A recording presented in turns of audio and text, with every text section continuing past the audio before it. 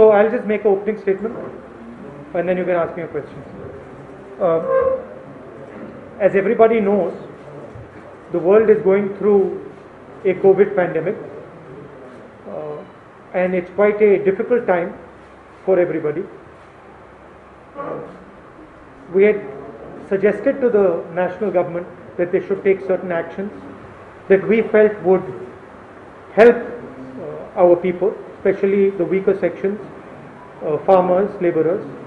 Unfortunately, they didn't take those actions. They didn't inject money into the system as quickly as they should have, and that has made the problem worse. And the weakest people in our country have taken the main brunt of the disease. I think the national lockdown done without any warning has created certain issues. Large numbers of our laborers who were forced to walk back home faced a tragedy. But that is the past, and I think now the nation needs to look positively at how to fight this disease. Please feel free to ask me any questions. How is the situation in your party? Can you speak louder? Dr. Harshavardhan also spoke about the Kerala area regarding the situation. So how is your constituency? How you are dealing with it? And what sort of precautionary measures that you have taken in Malappuram district as well as the Vizag district? Well, I've had two meetings with the administration here. I think the central idea that Kerala is following, which is naturally the idea that Kerala always follows, is a decentralized response. A response more based on the people of Kerala. Healthcare workers, panchayats, doctors. So it is to me the spirit of the people of Kerala that are giving a good result here, decent result here. Of course there are shortcomings like there are in every situation, but overall I feel that the spirit of Kerala, spirit of people of Kerala is going to overcome this disease here. In Wayanad, there are some unique requirements. There are weaker sections, there are tribal populations, so we have to be a bit more careful and provide a bit more support to those who are weaker. I suggested that in the meetings today. Overall, I think in Wayanad, the work being done is okay, it's good. You said about the Harshvardhan ji. I think it's an unfortunate comment. This whole nation has to fight this disease together, and I don't think it's appropriate to blame someone or the other. I think the spirit should be, let us overcome this challenge, and it's a huge challenge. I had warned the government of India, in fact Harshvardhan ji himself publicly in February, that India was facing a huge challenge and it was not taken seriously. But I feel the time to sort of point fingers is not right now. I think right now we should all work together. Mr. Ravi, I would like to ask a question outside this thing. Yesterday, it's a very important personality. Can we do your question at the end, because as we are in Kerala, I'd like to do all the Kerala stuff first, then we can come to you.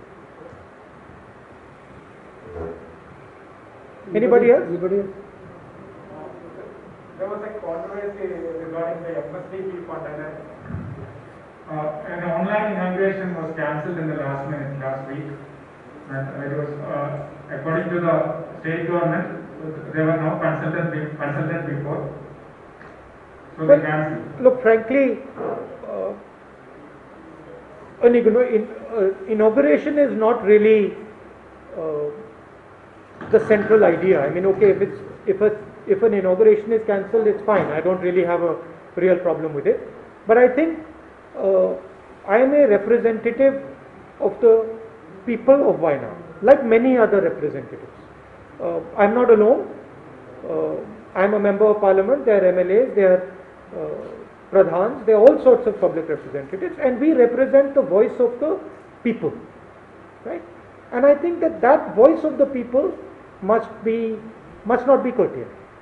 So you must not try to curtail the voice of the people simply because I come from a different political party or a different political ideology. Inauguration, it's fine. It doesn't cause me much of a problem. I think because, especially when we are fighting a pandemic, all views are important. I think it's very important that the opposition also has a space, is able to express its viewpoint, because after all, we all represent the viewpoint of the people of India.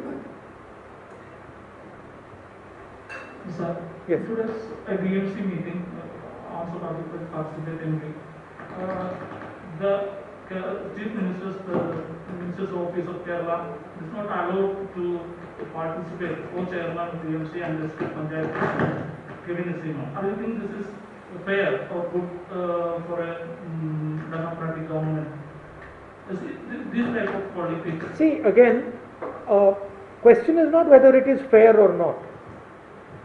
Question is that all of us are public representatives, and we all have a role. When I sit in the meeting, I am bringing a perspective to that meeting, and that perspective is not my personal perspective. It's a perspective of the people that I represent. I fight for those people. Same with somebody who works at the panchayat level. Same with an MLA. It doesn't matter which party he's from, he's bringing a perspective. And I think it's unfortunate that you do not allow that perspective into the room. Right? I think the more public representatives who are allowed to speak on behalf of the people, the better it is. And I think this is the spirit of Kerala. So it's unfortunate. But it will not stop us. It will not stop us from raising the views of the people. Yesterday we were in a meeting, and if you speak to the people in the meeting, it was a productive meeting. They suggested many ideas that we thought were useful. We suggested many ideas that they thought were useful, and the end result is better for everybody. There is no harm in allowing public representatives to discuss people's issues. It's not going to harm anybody. And especially in a time like COVID, it's important that people feel that their view is also being represented inside the government. It will actually help the government to listen to panchayat leaders from all parties. Currently, the question related to your inauguration cancellation last week. Do you think that do you think that it's a pre-election political game of left regime government? I've already answered the question. I don't want to get into a tutu meme blame game type of situation. I'm here, as I said, to help put on the table the view of the people of Wayanad. If I feel that farmers of Wayanad are feeling something, I will put it in the meeting so that the administration is aware of it, and I will push that sentiment. So my job is to push the viewpoint of the public inside meetings or even in conversations like this. Of course, there is an election. I mean, it's fine. It's not the end of the world.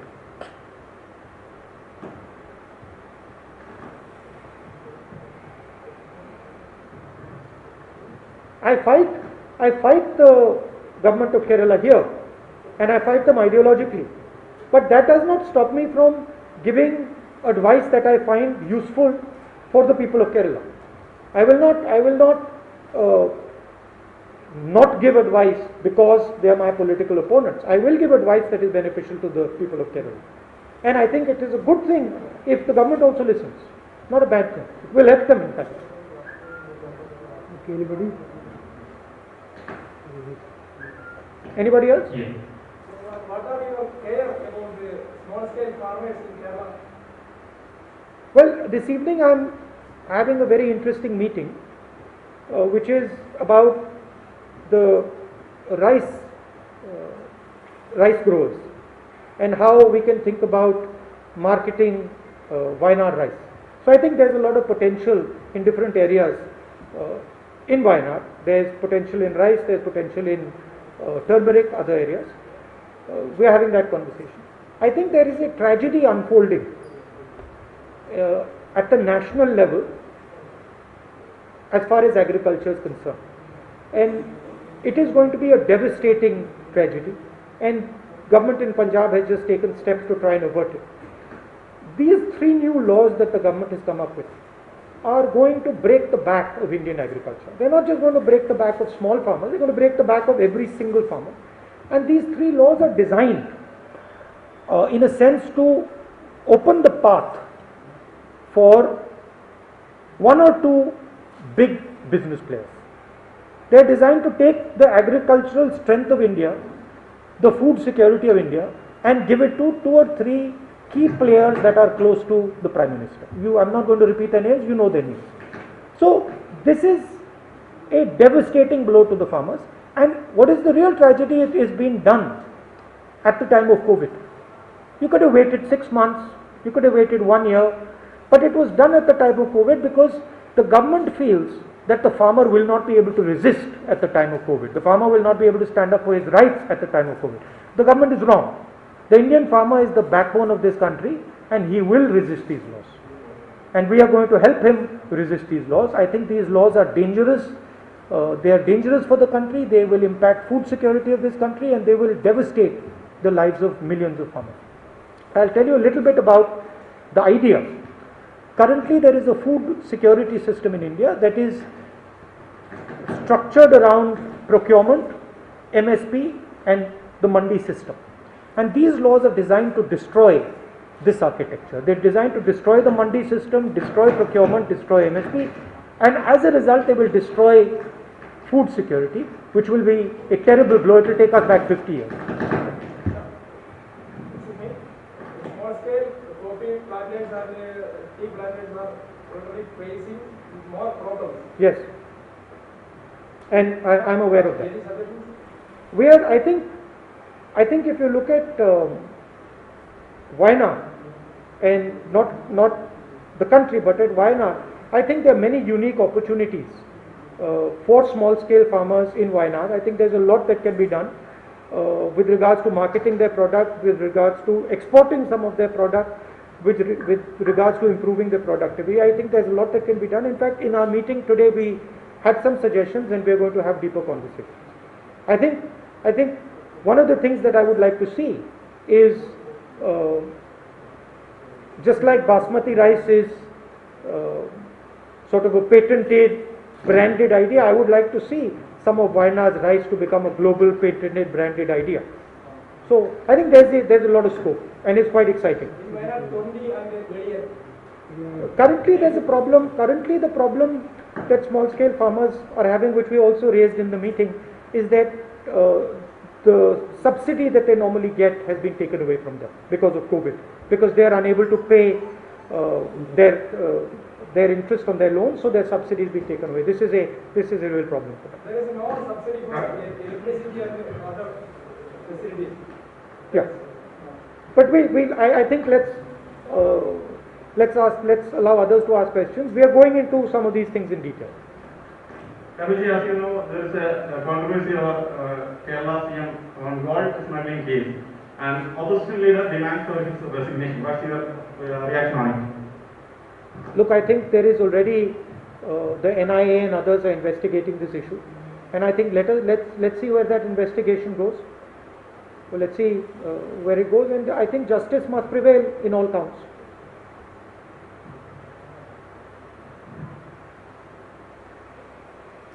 Anybody else? Any last Kerala questions, or can we go to the national level? No more? Okay, thank you. Go ahead. Yeah, yesterday the ED has questioned a very senior leader, Farooq Abdullah, for many hours, and he was also complaining that they did not even give him a provision to have his lunch for a very elderly person like that. So how do you perceive the intervention of central agencies in these cases, considering the latest developments in Jammu?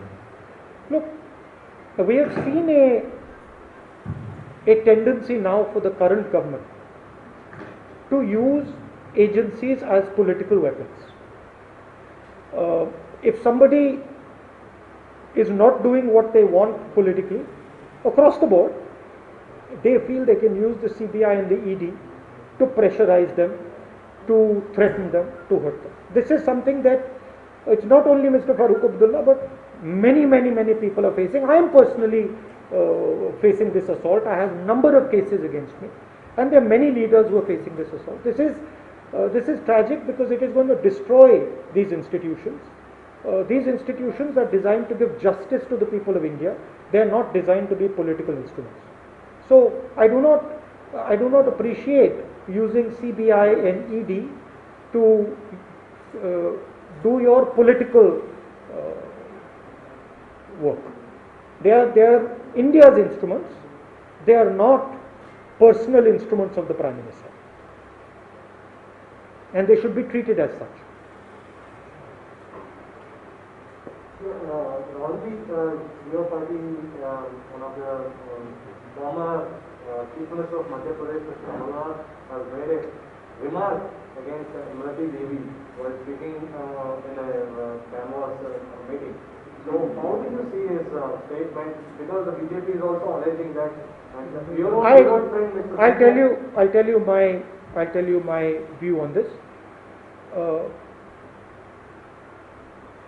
I was stopped from going to Hathras by the government of Uttar Pradesh because a young girl was raped and killed. I think one cannot treat women with disrespect. One cannot, Kamal Nath ji is from my party, but I don't like personally the type of language that Kamal Nath ji has used. And I don't appreciate it. I think it's unfortunate. But as a general statement, I think that our treatment of women in this country, at all levels, has a lot to be improved. There's a lot to be improved, whether it is in the law and order, whether it is in just basic respect, whether it is in how much space they are accorded in business, in government, in other areas. I think our women are our pride. I think they should be protected, and I don't appreciate this type of language, regardless of who's using it. Even your good old friend Mr. Scindia has said that Congress never respects women. How do you see his statement? Because he was aware with you. Well, look, please take a look at our record. Take a look at our record right from the freedom struggle. You know, we are not, our record is pretty clear, it's open. And in fact, I've just made a statement here against something that one of our leaders has made. I don't think Mr. Scindia or anybody else would make this type of statement about his leadership.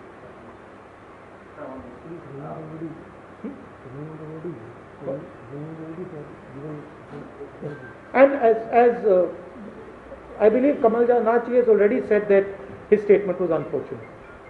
Sir, last day BJP National President JP Nadda said cities and amendment bill was related to COVID and to be implemented soon. How do you see? Well, our position on that is pretty clear. We've made it very clear.